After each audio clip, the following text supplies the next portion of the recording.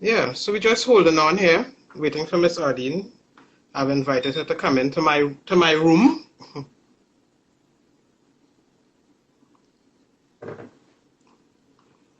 How are you all doing? It's Sunday morning here in Trinidad and Tobago. I know in some parts of the world it's Sunday afternoon.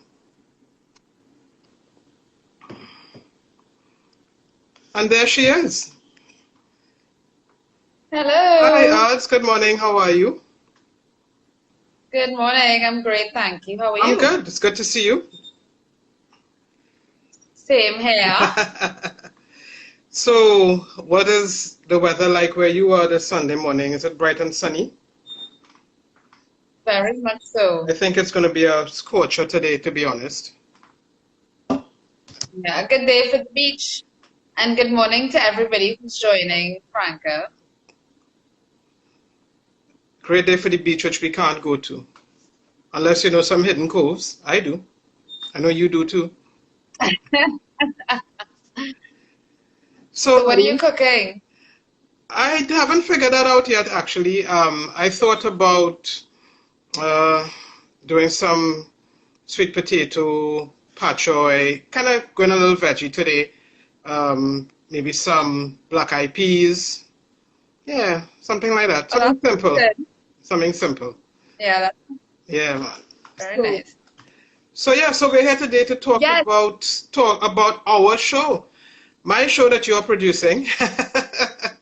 Around helping. yeah, around my table. Hi, how are you? I'm seeing people saying us hi. Hi, Hayden. Morning. How are things in Good London? morning, everybody. Okay, excellent. So you are going to be interviewing me. This is such a strange thing. You interviewing me. Hey, Sharon. Well, I mean, it's a conversation. Yeah. It's not much of an interview, I wouldn't say. Between It's us, definitely we'll more of a interview. conversation.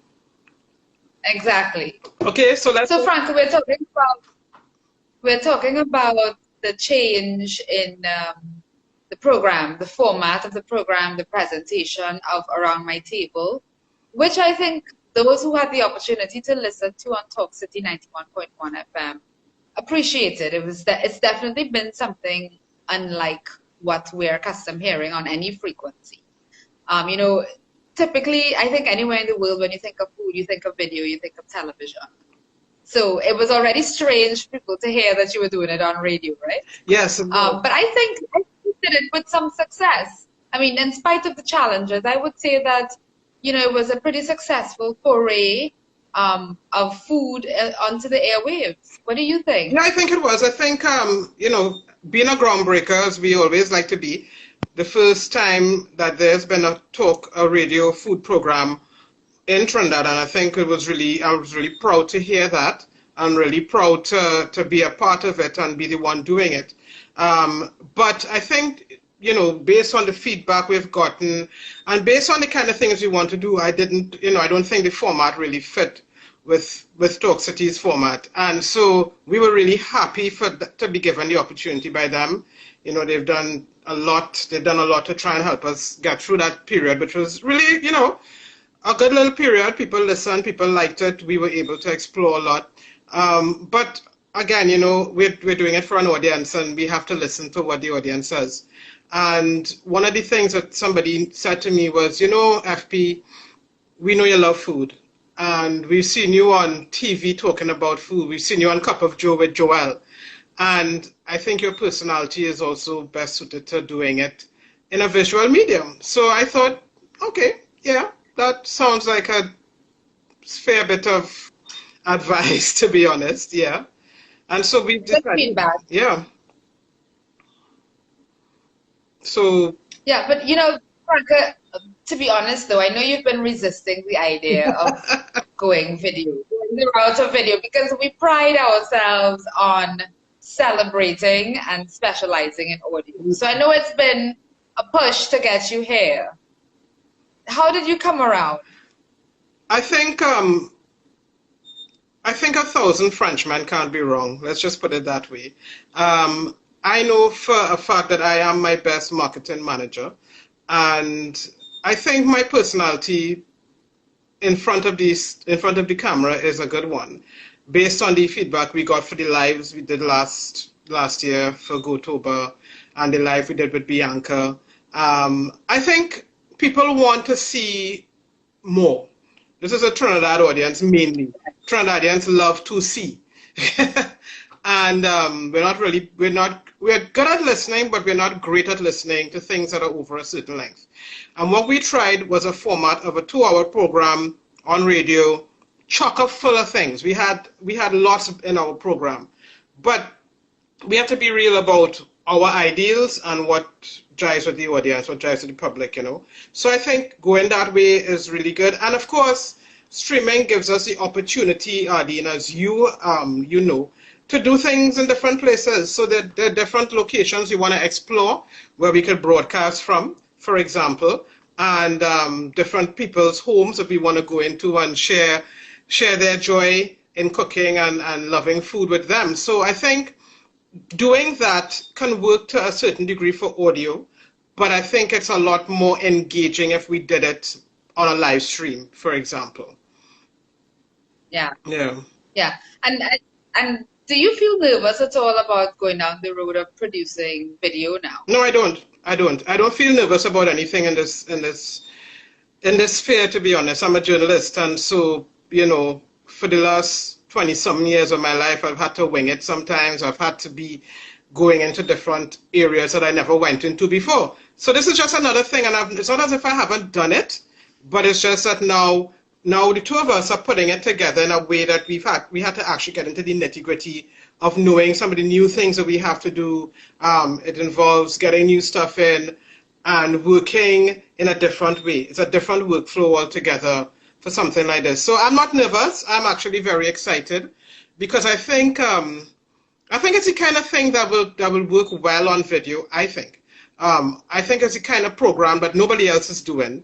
I would say it's probably even different from Cup of Joe in terms of the kind of things we'll be tackling and the way we'll be doing it, because there'll still be opportunities for us to do those kind of pre-recorded inserts that we could use, and we could use photos and small videos along with it while we're live streaming. So I think it gives us an opportunity to really still do some of the bits we did in audio, and we did very, very well. And it still gives us the opportunity to have that radio element, because then we can podcast the program as we run. And of course, this time it'll be an hour, so people wouldn't have to feel, oh God, a whole 2 hours. People wouldn't have to feel that way. So the hour is going to be perfect for most people, I think. And yeah, I think it'll be a great gig. Do you think you'd ever do a food program for radio again, Franka? I would, if you're given the opportunity and maybe the right environment or tools or whatever. I think, given the inspiration that I have for food audio, food programs like the Spokeful, programs like the food program in the UK, they tend to be single issue programs, and that is probably the way I'll have to go if I'm going to do a food program on radio again, because I think the listenability is not the problem. I think it's probably the format, it's probably the timing.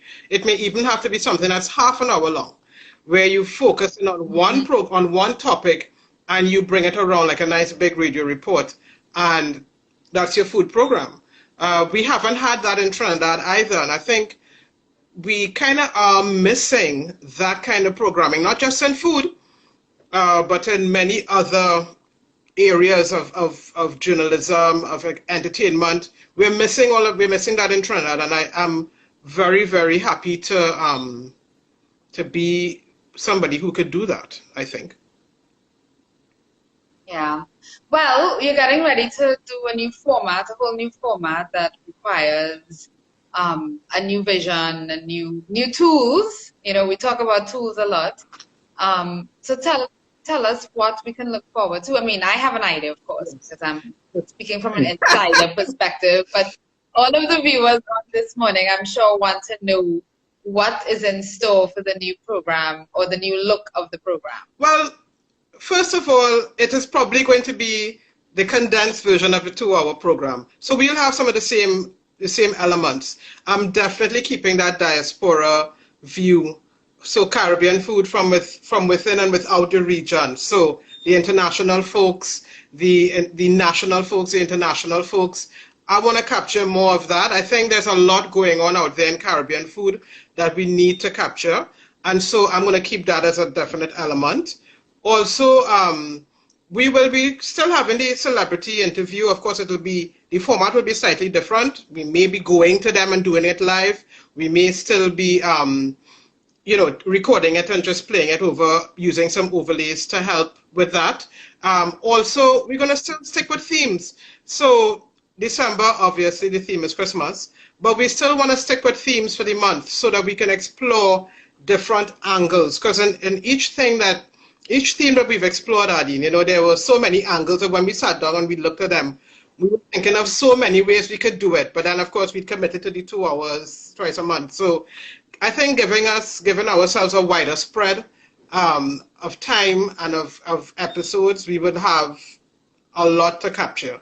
And there's so many food stories that haven't been told in Trinidad and Tobago, and so many issues in food. I mean, of course, it's going to be entertaining, it's going to be educational, but there are also some topical things that we'll need to deal with. And, as we've spoken about on the show before, and as we've spoken about, when we talk about the program, things like food prices, rising food prices, things like sustainable agriculture, those are the kind of things that I feel that we will be continuing to go with, getting the stories behind the story. Those are the kind of things that we always seek to do, even in our other programs like Over the Hump, which is your baby. We always seem to want to do something like that, get a different take, get a different perspective. So yeah, so that's what people could expect. So I can tell you from now that we're also going to be going in seasons. So the first, I would call it the first because it's a new season, will begin in the first Sunday in December. We'll be back on Sunday at 10 a.m. So it's going to be a Sunday morning program. And we're going to go from December to the end of February. And that's to just give us a little chance to refresh, to get our ideas in, and to just start planning again. It's not easy to do a program like what we are trying to do on an ongoing basis all the time, So I think it's important for us to refresh always. Yeah, definitely. And we know Christmas is coming up, and Franca, one of the things you've always strived to do is present Christmas in a different way. Even in your Caribbean Beat columns, when you have the opportunity to make something special at Christmas, you always try to jazz it up or just switch it up altogether. So I imagine that's what you'll be doing in your December edition of Around My Table. So tell us what's on the table for Christmas. I definitely want to do something where we look at an alternative Christmas. And by an alternative Christmas, I mean that ham, lamb, and jam, yeah, we always do that. We always do ham, turkey, and pastels, right? So let's try and see what are the alternatives to ham, turkey, and pastels. Can we do a vegetarian Christmas, for example, that is as fantastic as what we're accustomed to? Can we use different meats? Me, I am all for different meats. So I'm thinking that might be the best thing actually to do, to look at different meats. And so that's one of the things that we are looking at, using different meats. And so I'm seeing Ramin here and I'm trying to get her in. Sorry, so if I look a little distracted, it's because I'm trying to get her in. Are you seeing her? Are you able to see her where you are? Can you? No, I saw when she joined. Can you try and see if you can get her in? Because it's not letting me do it for some reason. Oh, right. Okay. Well, so no, I don't know how to do that. Maybe somebody can tell us in the chat how do you invite. Because I think you have to invite, and I'm trying to click on her. Let's see. Let's try something new.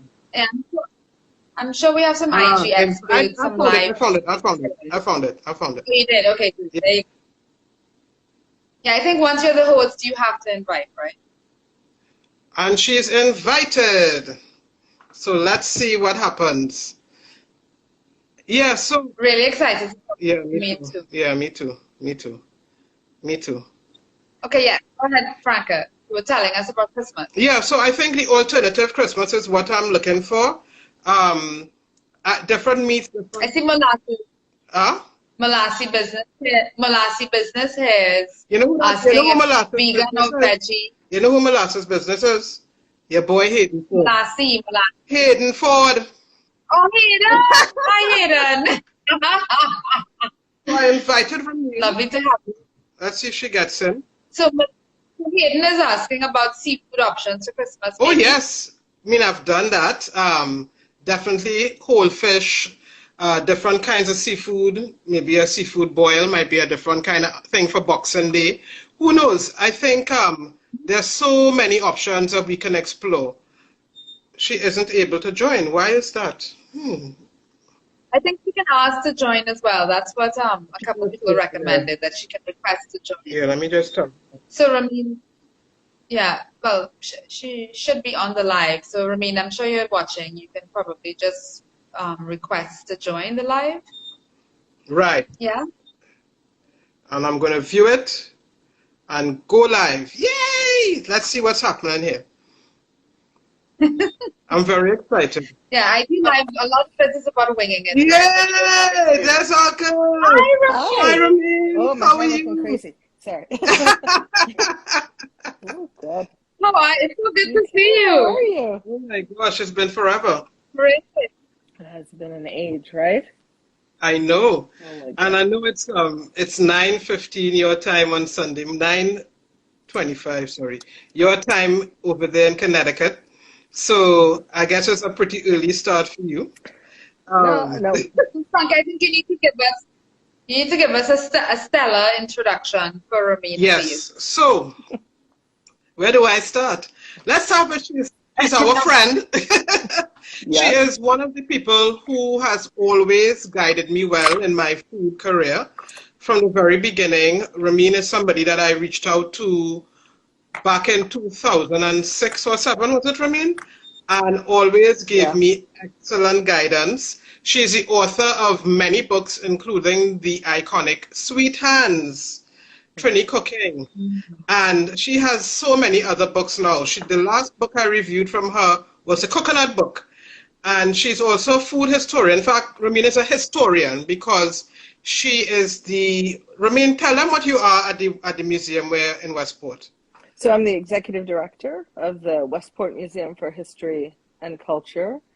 Used to be Westport Historical Society. So Connecticut is part of New England, and Westport is a port town in Connecticut. And so it has a lot to do, actually, with the Caribbean, and it has a lot to do with the food history of the Caribbean back and forth. So, but I'm the executive director there, and what I do on a daily basis, although food is my expertise, now largely American colonial history, or I should say Atlantic trade history is my specialty, really kind of moving this organization toward reckoning with the truth of history in New England, in America, and how it relates to our culture in the Caribbean, which is like this, completely intertwined.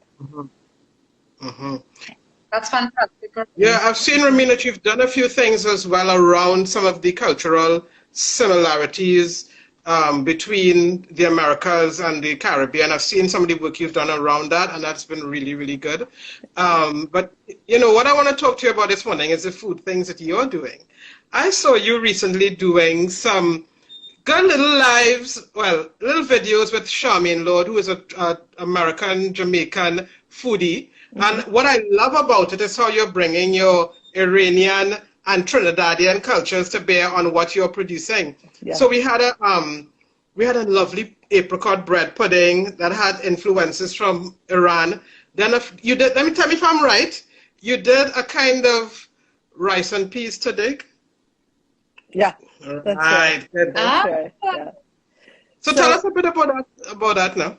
So let me back up and say that my mother was from Iran and my father was from Trinidad. He was from Chaguanas, and they met in Brooklyn in the 1960s.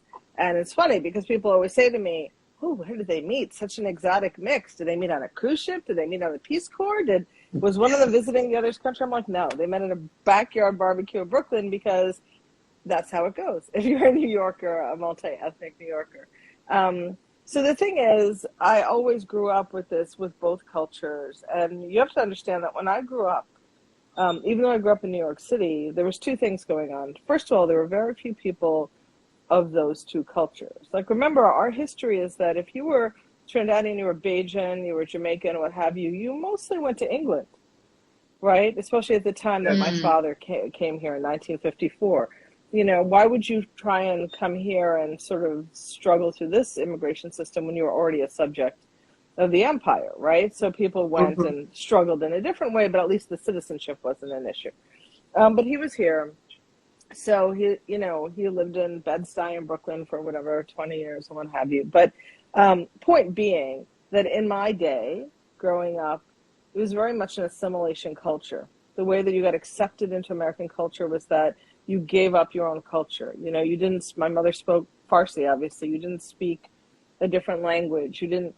So the thing that we had was food. The thing that we always had privately in our home to hold on to our culture was food. So that's what they both did. And so I grew up with a mix. And so I have preferences in both, right? I happen to really love Persian rice. I really don't like any other kind of rice. It's a terrible thing, right? I guess it's, you know, your mother's thing is your mother's thing, right? That's the thing you're close to. I should say that neither of my parents are alive. They haven't been alive for 30 years. So for me, it's really important that I have that to connect me to them. And so to answer, this is my long-winded way of answering your question. I did a rice and peas that was Persian style, which is to say that it was layered and steamed. And the peas, I happen to use dark red kidney beans, but, you know, versus pigeon peas or gungo peas, as they say in some parts of the Caribbean, in that same way. So it's not sticky. I don't like sticky rice. I don't like wet rice. So, and that came about because I was visiting Charmaine, and she said to me, oh, well, you know, you make the rice and peas. She was making whatever she was making, and I made it. And then when we served it, she was like, what? Wow, the grains are so long, it doesn't stick. This is bizarre. How did you do that? And so she said, well, will you do this little video for me? Excellent. So, Ramin, are there any books that you're currently working on? Anything that you should be aware of? So I have to tell you, so I'm kind of in an interesting point in my career. I have two book proposals, I should say, that I completed very recent, one not so recently and one very recently that I'm super interested in. Let's see what happens with them. The first one is actually a diasporic history of Caribbean food, you know, with recipes. Because the thing that really bothers me, and I know that a lot of my colleagues have spoken about that, you've spoken about that as well, is that people think that all Caribbean food is one big behemoth thing, right? That food is the same, and secondarily, not only is it the same, that it's not much to speak of. And we know that is, nothing is further from the truth. Like, our food is rich and diverse and interesting, and it varies island to island based on the particular culture. And so I really want to do this book that kind of really examines each island and their foodways. And the way I talk to people about it is, it would be insane to say that the food in Georgia is the same as the food in New Hampshire. No, in the United States. Nobody would say that, right? This food in France is the same as the food in Scotland. They look at you like you were mad, right? If you said that. But there's this idea that Caribbean food, though, yeah, it's all the same, even though it's different countries, you know, associated by a region. So that's one book that I really am trying to do. And the other one is actually not a similar book based on the Indian diaspora. The idea, you know, like in Trinidad, we have a population, you know, at least half of which identifies in some fashion as having Indian roots. And this is a story that's played out around the world. Why? Because of empire building, because of the British taking human beings, right, African human beings and Indian human beings around the world to serve the purposes of their wealth system in the plantation or estate culture, right? So there's, just like we have in Trinidad, really Trini Indian food. No one would call our Indian food pure Indian food, right? But it's our own thing. Right. Same in Mauritius, same in Maldives, same in Africa, same in, and I really want to do a book about that. So those aren't yet in the work. They are in the works for me, but they're not in the works with the publisher yet. So That's what I'm working on. And running a museum is a lot of work, so I tend Yeah, I would imagine. so, Yeah, I would imagine. What? I just wanted to ask you about the approach to the Caribbean book that you described. Is it that you are starting out with a certain kind of hypothesis about what those differences are from island to island, from country to country? Do you have a sense already, or are you just like totally open to investigating it and finding out? So you both know that actually I started my career as a reporter, right? As a news reporter, and then as a food writer. So because of that, I always approach everything completely open, right? I have a premise, right? But then the reporting has to bear it out. But my big premise that I'm starting with is that there are certain things that tie us all together, certain methodologies of cooking, certain flavor profiles, and that's based on history, right? It's based on what was available to us. It was based on the Atlantic trade. It was based on what was natively available on our individual islands. But there are big themes, and then within those themes, unpacking in great detail, what does cold pot cooking, for example, mean to us versus, let's say, in Puerto Rico, for argument's sake. Right. That type of thing. Exactly. So what does salt fish mean to us versus, let's say, in Antigua, right? Or in Jamaica, right? Got it. So, but I'm always open to the investigation. I always learn things, and I'm I learned something about a word that we use, and I'm now trying to think what it is. I cannot remember it, but my niece sent it to me, who was born and raised in Trinidad, and she said this, whatever word it is, it's bothering me, I can't remember it. It's a French word that is really, really clear that that's where it came from. But we don't think that. It's one of our patois words. Right. Okay. Yeah. Okay.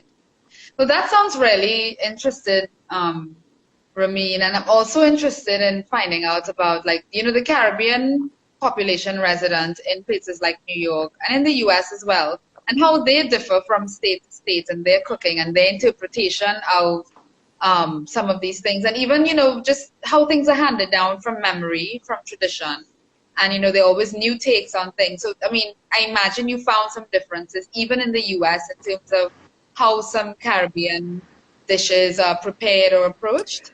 It's interesting. Yes, the answer is yes. But what we have is this interesting gap. And I think about it. So, when my father came in 1954, most West Indians lived in this one area of Brooklyn, and they all lived together, right? And so they were connected because they were all Caribbean, and it didn't matter the island differences because they kind of clung together for support and fellowship.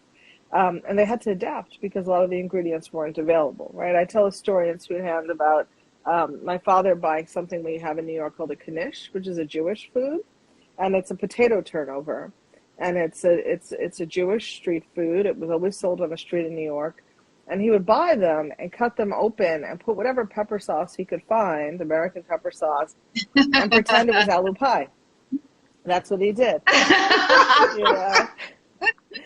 So, then he had this affinity for that became his thing, right? He almost had a disinterest in aloo pie after that because that was his thing. So we have things like that, and we have that generation who had to adapt, and their type of West Indian cooking is that adaptation. But then you have this gap of people who, like I said, my age, who largely had to completely assimilate and didn't cook, Caribbean, West Indian food. And now there's the generation behind us, right, who are, millennials, are now trying to go back to this authentic idea. And those whose parents immigrated much later had that ability, and those who didn't, it's harder for them, right? Because there's something to be said about understanding what things taste like, right? And we were lucky that we went to Trinidad almost yearly. My father was a school teacher, so we spent the whole summer there. So I have the taste memory. No matter what he did or didn't do or could manage or could not manage, right? I knew what it was supposed to taste like because I was there so much. Yeah. Ramin, every time we switch on Food Network or you switch on one of those food channels, there's always a Caribbean chef there. And people always get the idea, oh my God, Caribbean food is on the up. Plus, it's usually followed or accompanied by a slew of stories around different elements of Caribbean food. So like your story on Palau, your story on doubles, Daphne Ewing Chow talking about intuition and the way we cook.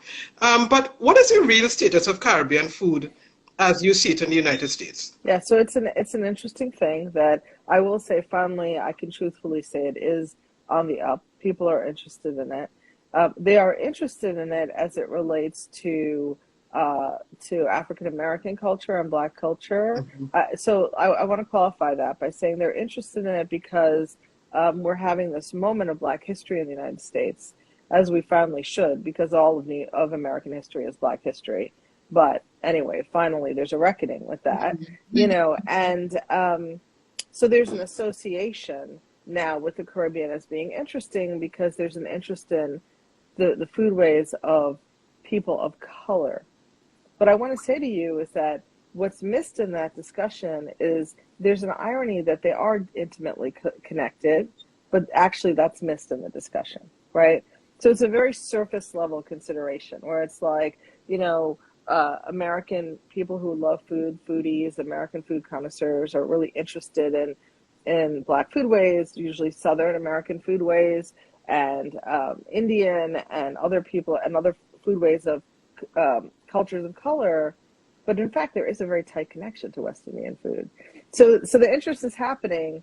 But as a historian, for me, I'm like, not for the reason it should, but at least it's happening.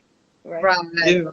Right. One of the things I noticed was that there was a lot of interest in Jessica Harris's High on the Hog and the Netflix series that promoted that book and that was based on that book.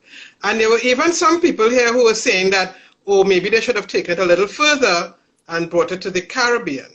My thing is that I think we should it's a different show all entirely if we had to do that link between the Caribbean, the nexus between the Caribbean, America, and Africa. But I think that is one of the things. And of course, now lately, I've seen that Chef Brian Terry, has done a book, which looks like an extraordinary book called Black Food. Yeah. That seems to have been really well researched, really well done. And I think that's going to propel Black food, and I guess by extension, Caribbean food, because there are Caribbean writers in that collection. So I'm looking forward to seeing where that goes.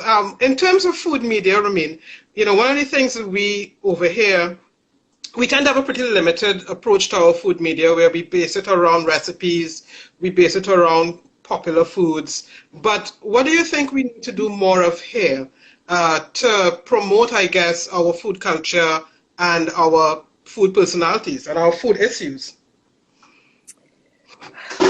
So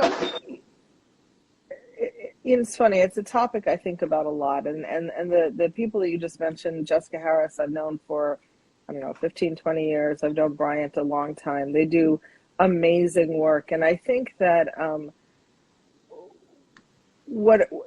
it's the behind the scenes that I think applies to our cultural situation as Trinidadians, right? The work that is done by these individuals is so good. The research is so good in terms of really bringing the stories forward and the connections forward, right?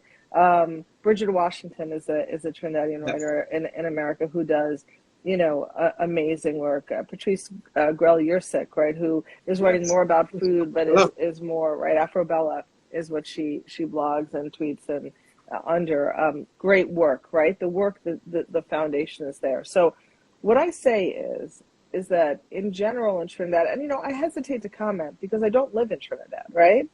And I would not be the person to say, well, this is what you should do because I don't live there. And even when I was there all the time, I didn't live there the whole year. So I can't really comment. So my comment is a general comment relating to all food cultural exploration. You have to get into the details.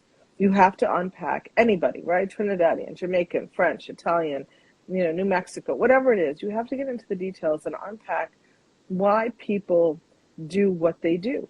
Why do we do what we do? Because that's where the gold is. That's where the real details are that get people's interest. When I did my story on doubles, for the BBC this year. And I'll be honest with you, I kind of lived my life thinking, yeah, nobody knows how doubles came about. It just did, which is, of course, is a ridiculous idea, right? And things don't just happen. Somebody did it.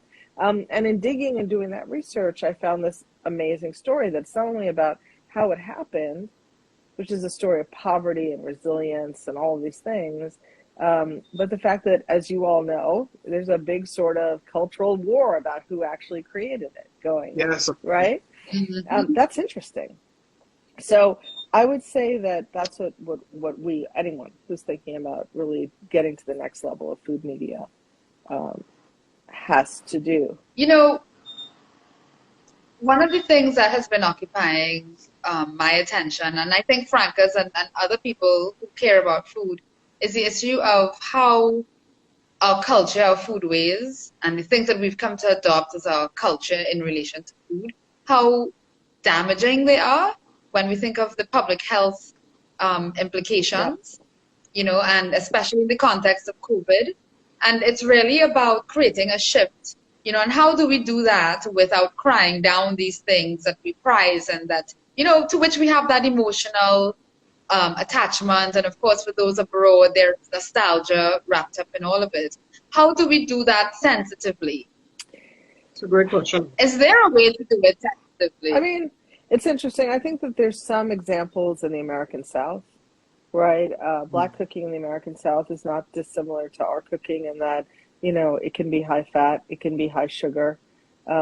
There are things about it that are not healthy for you know, any of us. And I think that there is some work, great work really being done by chefs kind of doing an adaptation. I think part of it is moderation too, right? I mean, it's everyone says that, but it is true. And also an understanding that, and you know, I'm always going to default to understanding the history to answer your question, which is that the history is that we struggled, we suffered, we had to use what was given to us and what we had, which was often not the best cut. It was never the best cut of meat. It was never the best quality food. It was always high starch and high carbohydrate. Why? Because what were any of our ancestors brought there to do? Cut less cane in a field. I mean, that's what we were there to labor, right? And so you needed that carbohydrate energy. We don't need that anymore. We don't live that way anymore, right?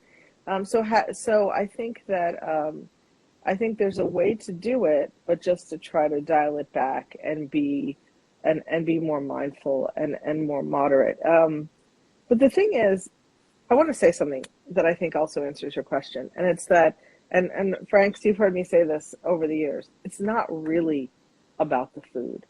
It never is really about the food. It's what the food represents and the stories, right?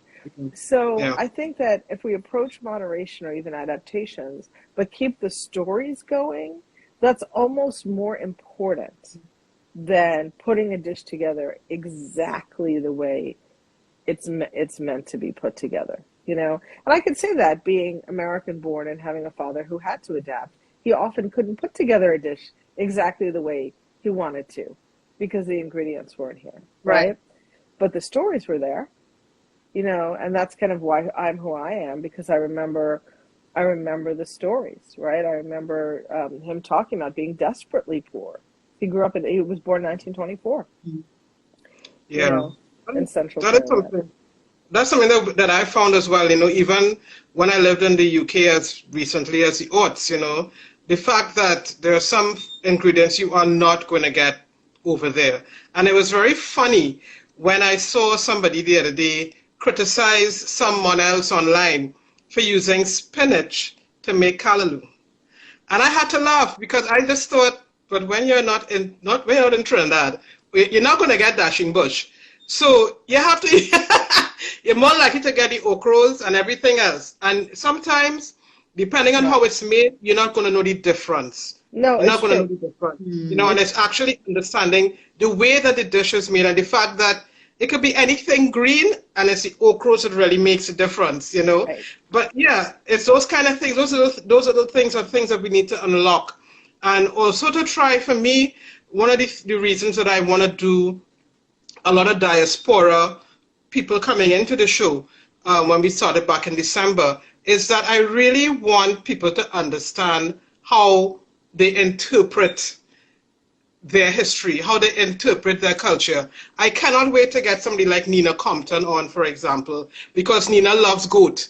And of course, that's our thing. So Yeah. it would be good to get Nina on to talk about goat. It would be good to get somebody like Linda Shu, who isn't Trini, but is married to a Trinidadian and has always paid homage to Trini food and is now, there's a whole chapter, a whole section of a new book which talks about Trini food and espouses some healthy alternatives. Right. So there's a reason that we do need to continue telling these stories. Yes, we have to keep the memories, but we do have to remember that we're in 2021. We have to start doing things a lot differently. And if we didn't learn that from COVID, I don't know where we're going to learn it. Exactly. How else we Exactly.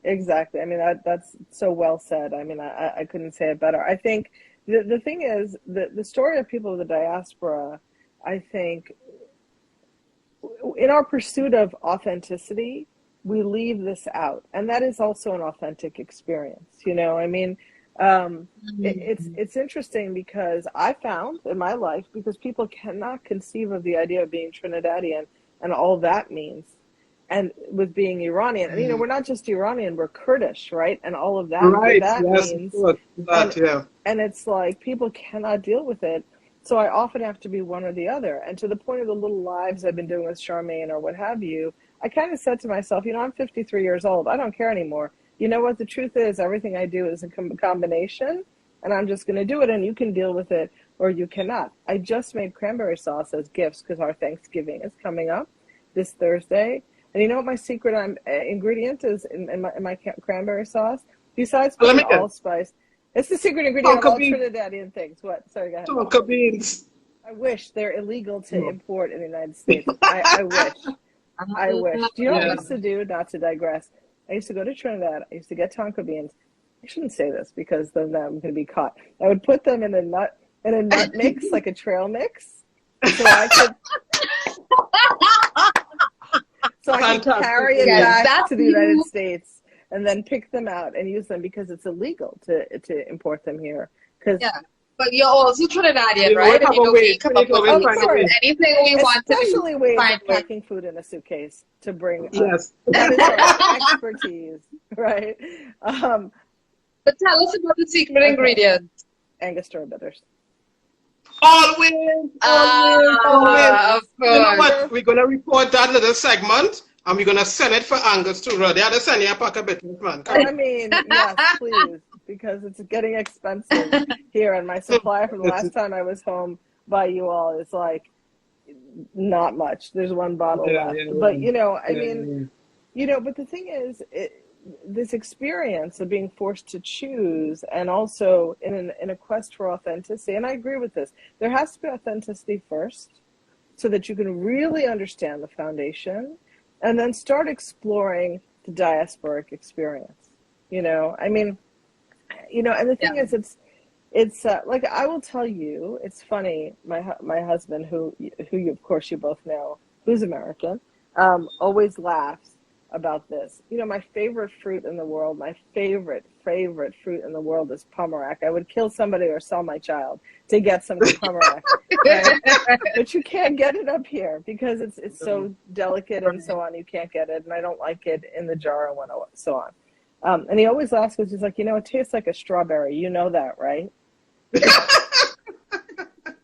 Oh, wow. And I imagine it does, but it's that. So my point about that pomerac story is that people, born in Trinidad, raised in Trinidad, who have the authentic experience, they are shocked about that. They're shocked that Angostura bitters makes its way into everything. They're shocked about the tonka bean, and I think it's time to not be shocked about this. Yeah, for real. Yesterday I had the opportunity to moderate a discussion with this cross-Atlantic chocolate collective. I don't know if you know of them. Yes, Ramin? I know about them very briefly, and I have to spend a little time. And if your talk is online, I would love to see it because I'm about to do a talk about the Atlantic trade in chocolate for a wonderful museum here in Atlanta called Stratford Hall in Virginia. Okay. Well, so basically the talk was part of the Northwest Profit Festival that's happening now. and it continues today, actually. So what it is, it's a collective of Caribbean and continental African cocoa farmers and chocolate makers. Wow. And so the idea is about centering cocoa and chocolate in the place where it began, where it belongs, right? Rather than othering Africa and the Caribbean as producers of raw materials, etc. So it was so fascinating, Ramin, to really talk to the people who are pioneering these movements in these places where they've been producing the beans and shipping them off for so long and are so far removed from the final product. In fact, the Ugandan guy on the panel actually said that so many people in his community had never even seen or tasted chocolate, even bad chocolate, right? They're so far removed from the finished product. And I mean, that's just fascinating when you think that in 2021, that for the first time, people are actually benefiting from this raw material that they probably sell for nothing to other countries, to Europe in particular. And I was just wondering if you've been paying attention to the chocolate movement at all, like that artisan movement in the global south, and what your thoughts are on that. 100%. And in fact, some years ago, it's quite a while ago now, I want to say it was 7 or 8 years ago, I wrote a story for Islands Magazine about the cocoa industry in Trinidad. And what you just described, I was in Cuba, I was with a farmer, and of course, as I think our brethren know who are watching this, our cocoa in Trinidad is the world's 100% fine flavor cocoa. It's the only one, right? And of course, the World Cocoa Genome Bank is in Trinidad at the University of the West Indies and St. Augustine. Yes. So I did this story, and one of the farmers said to me, have you ever had, he said, I understand that there are people making 100% pure Trinidad cocoa bars, in Europe and in America. Have you ever had it? I said, oh yeah, I've had it. It's amazing. He said, I've never tasted it. I've never tasted it. He's growing this and selling it to these high-end chocolatiers. He's never tasted it. And I thought, oh, right there, that's the problem right there. And yet, I want to say in the 18th century, the idea of hot cocoa, hot chocolate, right, was a very elite drink among the upper classes, throughout, the United States, the North American colonies, and in Europe. And it was spiced and flavored, and it was cocoa tea. That is what it was, right? It was our cocoa tea. Yes, right? Cocoa tea, yeah. And it was our thing, and it was broad, and it was elevated, right? And some years ago, Starbucks was having this kind of drinking chocolate that they sold, not the regular hot chocolate, drinking chocolate.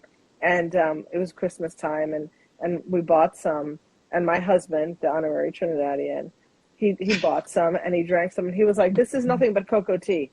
How am I paying like $5 US for cocoa tea? This is madness, right? So the thing is, I am paying attention to it. I think it's a very, very important story. I think that the divide between the producers and the end consumer in terms of compensation, in terms of understanding, is so vast that it's criminal, especially since it is a product of the global south. It is a product of the Atlantic trade. Without the Atlantic trade, there would not be chocolate as a worldwide luxury product, as well as staples. And it has to be discussed. It absolutely has to be discussed. Because you have to give honor to those who not only came before. And I want to be clear, and I'm sure during this conference it's discussed in great detail. Cocoa was brought to the world stage by forced labor, by enslaved and indentured labor. This has to be discussed, right? Because it is the debts that are owed to those who came before in terms of many things, but particularly food history, is so enormous that it would probably take a year of these discussions to even begin to scratch the surface, right? So that's a very long way of saying I do think about it. I think about it a great deal. It is something that I wish was more to the forefront. And there are historians here who are looking at it. Tune in if you can to Stratford Hall's feed. It's free, Stratford Hall Museum, on December 7th. Okay. You'll see a talk by me and some other historians and a demonstration by some amazing living historians, notably Cheney McKnight of Not Your Mama's History, demonstrating how the enslaved used cocoa beans from the Caribbean at Stratford Hall Plantation in Virginia. Well, if you send us a poster or something, a flyer that we could share it, that would be fantastic. I think it's something that we take for granted. And I think now in Trinidad, we're really having a chocolate awakening.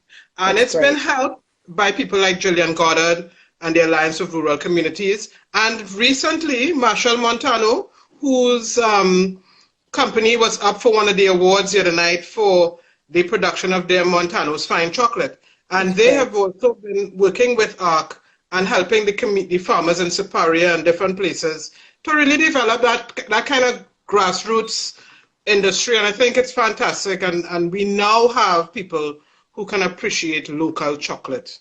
It's so much better than some of the other stuff that comes in, And I mean, completely. And I think that it got I won't say a bad name, but, the chocolate that was produced locally from local beans for so many years, was serviceable. It was very sweet. It had a lot of milk in it. The bean itself, the quality bean itself wasn't really brought forth as a confection. I mean, of course, we always had it in our cocoa tea, but not as a confection. And so that's really encouraging and exciting to hear. I mean, in the Caribbean at large, Grenada Chocolate Company was the pioneer, right? Mott Green. Yeah. Oh, yeah. Soul, right? He passed away unexpectedly. He was such an amazing man, right? We actually went to the same high school for a short period you told me that. I remember that. Yeah, we found out quite by accident. So, yeah, I mean, and I think that they really kind of cracked open the American market to understand that their beans are Criollo beans, right? Versus the Trinitario. But I'm really happy to hear that because it was painful. It is painful to go into the cocoa country in Trinidad and see unharvested cocoa rotting on the ground because there's just not anyone caring to harvest it because it's a laborious thing. You still have to do it by hand. I don't know if a lot of people know that. I mean, sure, our Trini folks watching and our Caribbean West Indian folks watching know this, but for our American and European folks, cocoa has to be harvested by hand. There is no machine to do it. This is why the high-end chocolate of the world is so expensive, although the farmers are not actually getting any of that money. So, Ramin, I think that's a great book waiting to happen. I think it's just saying that could be the subject of the third proposal. I think it also adds a great episode that we could do for around my table or something else that we're doing where we actually do a step by step with a farm. I mean, the thing is, it's been done probably, but a reminder is always useful. I think so. I think that the process of bean to bar is not actually truly understood. Agreed. And what I think I would love if you all would do is a show just on the old custom of dancing the cocoa. I think people don't know that custom. I don't think they understand how much cultural reference comes out of that custom, and how much beauty it is within that labor, right? So I would love to see that. I think that would be incredibly an important thing to do. Well, I've taken note of it, and certainly in the future we will, Ardene, that's what we're doing, right? I don't know, does anybody do it? There's a lady in Tobago who does it, or did it last time I was home. We couldn't connect on that, but there is a lady in Tobago who is doing it for one of the farms. I think there are a few places. There are a few places here you can go, like as part of a tour, perhaps, where they would show you. You'd be able to do a demonstration or witness, or even participate yourself and give you the history. Yeah, but I think there is even ARC. ARC is organizing tours to bring people closer to that sort of center of production, because I mean their philosophy, Ramin, is that they're working with cocoa farmers to create chocolate, to teach them to make chocolate. Amazing. And so you have this alliance of cocoa farmers who are now making their own chocolate, which of course is revolutionary, right? When you think of the history of cocoa and chocolate. And so that's what the commitment is. And I think bringing regular citizens closer to that process is just so It useful. is so useful. You know, getting us to understand just how much work goes into this, first of all. Right. And also understanding Yeah. that the one of the main reasons why candy or bars, high-end bars, were not produced in the West Indies and those parts of the Caribbean where cocoa grows is really has to do with climate, right? And the fact is now you have machines to do all this labor that can maintain temperature and maintain, and we have refrigeration. But in the 19th century, obviously in the 18th century, even in the 20th century, up until really the later half of the 20th century, it wasn't mechanized. And therefore, it was too difficult to do in that climate, actually. That's really what it had to do with. Well, also these territories were never set up to become actual places that lived and thrived on their own, right? We were just part of an assembly line of raw materials, a supply. Of raw materials, exactly. Of raw materials of spices and sugar and cocoa and human beings. Exactly. Human beings. So this must be said, Well, guys, it's going on 11 o'clock, and I think we should be wrapping up shortly. But Ramin, I just have one question for you. Christmas time is coming. I know Thanksgiving is America's big celebration that happens when? Is it this Thursday? Yeah. That is happening? Right. But we are looking at Christmas time. We're thinking about alternative Christmas menus, because we kind of fed up a ham, lamb, jam, pastels, right? Frank, you should speak for herself, but I think she might be fed up, but Trini ain't fed up of ham, lamb, and jam. We wanted something a little different. What would you suggest, Ramina, something that we could look at, that we could make a centerpiece of our Christmas menu that is not a ham or a turkey? Oh, Lord, that's a good question. That's a good question. I mean, obviously always, so up here, prime rib is always a really, really popular thing, right? And what I would suggest is, what I do is what I do, and then I include some Trinidadian spices or methodology or Persian as well. I mean, I can tell you one thing that I'm doing this year as an experiment, which I hope will happen. So around Thanksgiving, I make all the black cake that has to go to everybody for gifts, right? Yes. So I'm like forever making black cake for like 3 days. But this year, what I'm going to do with my friend Jackie Summers, who is, of course, the creator of Sorrel, or as he says, Sorrel, right? Liquor brand. We're going to soak fruits, do a fast soak method of fruits in sorrel, in the sorrel, as he calls it, liquor, because I think it'll be delicious, and try to do some black cakes completely soaked in that.